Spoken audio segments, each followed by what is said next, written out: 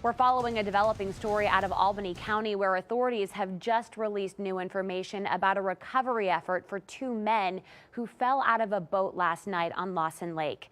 Kimberly Howard is live on the scene near the border of Coeymans and New Scotland right now. Kimberly, what can you tell us?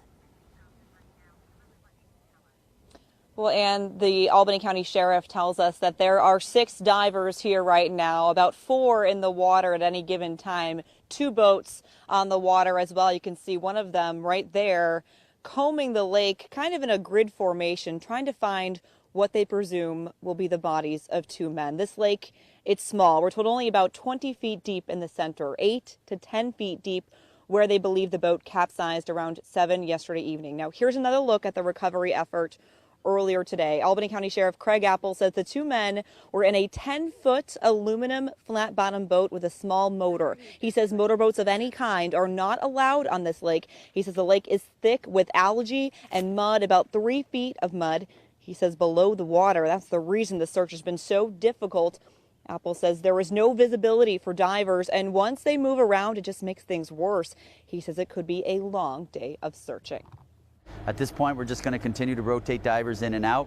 It's going to be very hot, so we got to also be concerned about the guys in the search. So we're hoping to rotate divers in and out, and we're confident that we can locate them.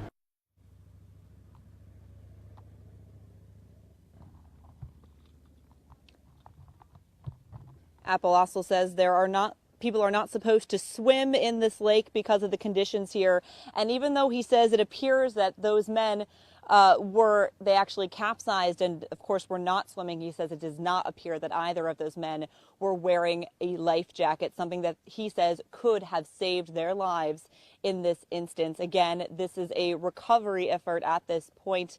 The names of those 2 men are not being released at this point, but of course we will keep you posted. Live on Coeymans Lake, Kimberly Howard, CBS 6 News.